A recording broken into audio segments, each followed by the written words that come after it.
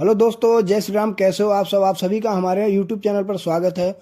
और आज हम बात करने वाले दोस्तों डेली टॉप 10 हाइलाइट्स के बारे में। उससे पहले दोस्तों हम वीडियो पे आगे बढ़े, आप सभी से रिक्वेस्ट है, आप चैनल पे नए हैं तो सब्सक्राइब जरूर करें, वीडियो को लाइक करें एंड शेयर करें दोस्तों। और आइए बात करते हैं दोस्तों आज के हाईलाइट्स के बारे में।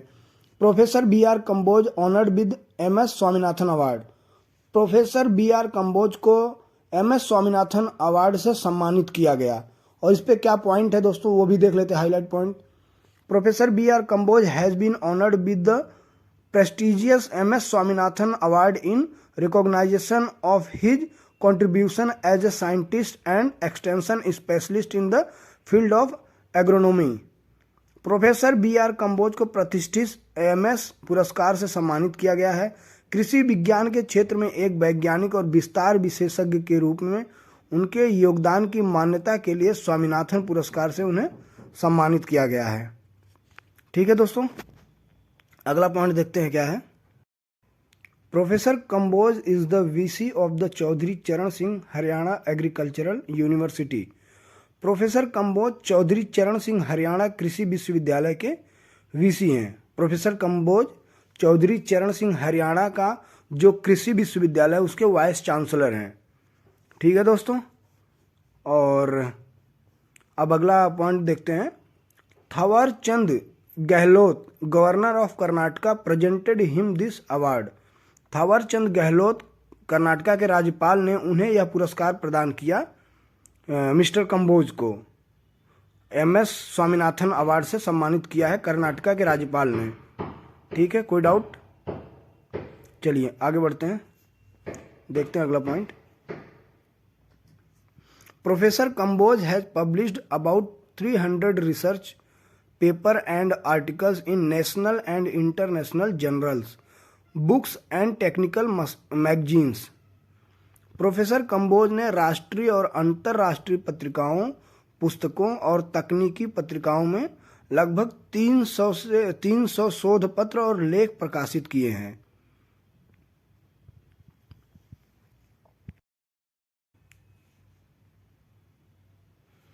Professor Ved Prakash Nanda passes away in US। Professor Ved Prakash Nanda का US में निधन हो गया है।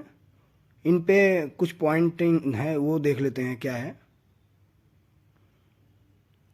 Professor Ved Prakash Nanda a prominent member of the Indian diaspora in the USA passed away.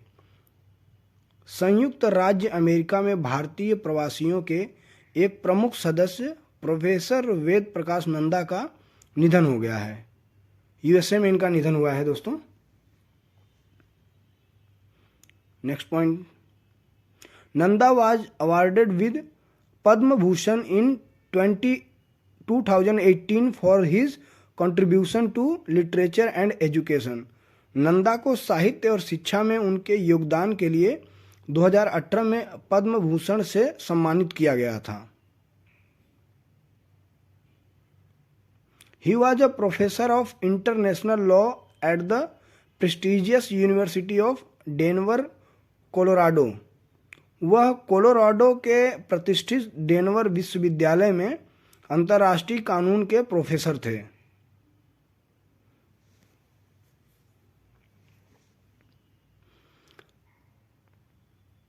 GST collection rise 10% to ₹1.64 lakh crore in December.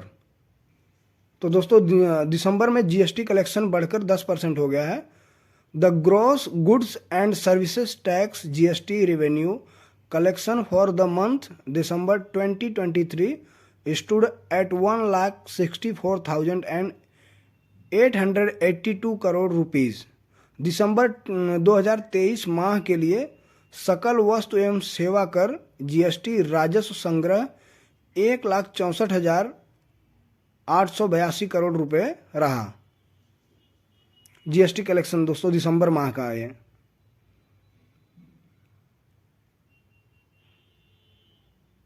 The revenue for month of December is 10.3% higher than the GST revenues in the same month last year.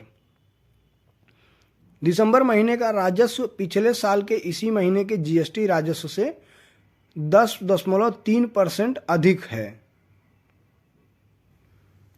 अगला point देखते हैं।